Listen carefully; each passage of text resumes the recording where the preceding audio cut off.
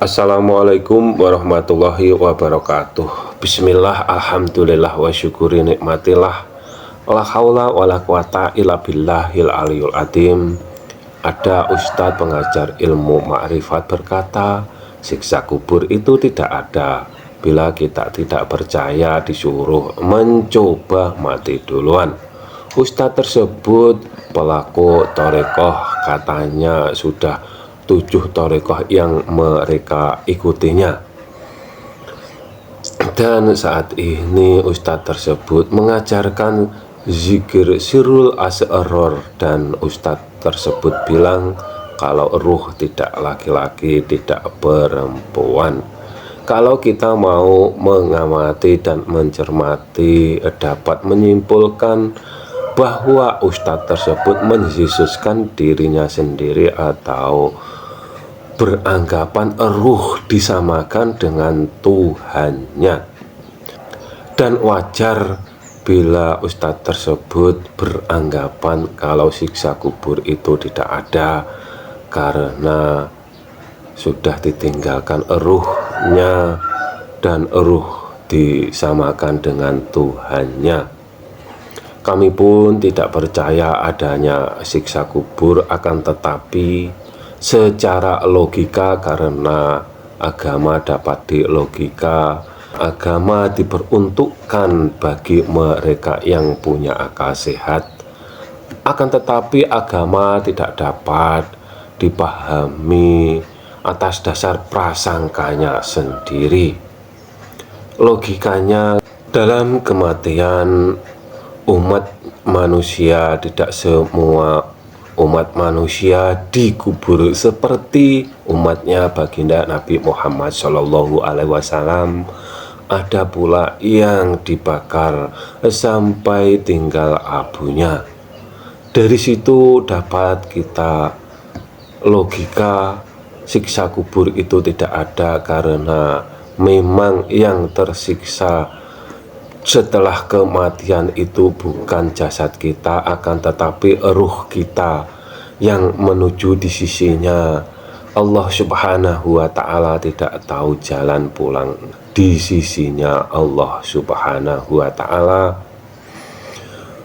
Ruh yang pulang menuju di sisinya itu menuju alam lahud atau alam ketuhanan.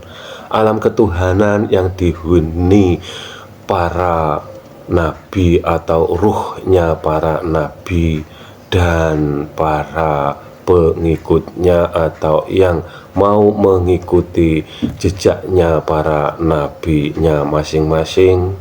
Dan semua nabi atau para nabi itu beragamanya Islam, agama yang selamat, menyelamatkan, karena semua para nabi itu diutus oleh Allah Subhanahu wa ta'ala sebagai teladan atau contoh di zamannya masing-masing. Secara logika, iman Islam itu wilayahnya ruh, karena ruh yang telah menyaksikan dan menyatakan hanya Dia yang berhak dituhankan itu saat di dalam kandungan ibunya. Oleh karena itu, setelah akhir balik kita diwajibkan mempelajari tauhid yang benar dari yang diajarkan oleh para nabi.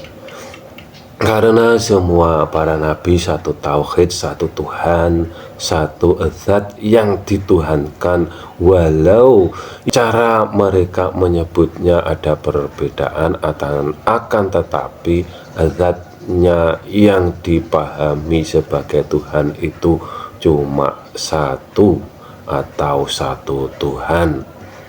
Logikanya, bila iman Islam kita pahami dengan panca indera pikiran, yang pasti yang kalian puja hanya berhala atas prasangkanya, karena logikanya iman Islam itu wilayahnya ruh, karena ruh kita yang telah menyatakan, menyaksikan hanya Dia yang berhak dituhankan.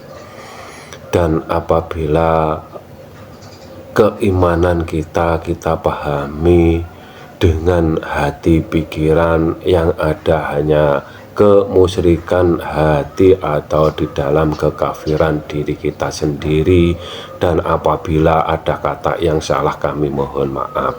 Semoga bermanfaat dunia dan akhirat. Akhirus salam. Wassalamualaikum warahmatullahi wabarakatuh.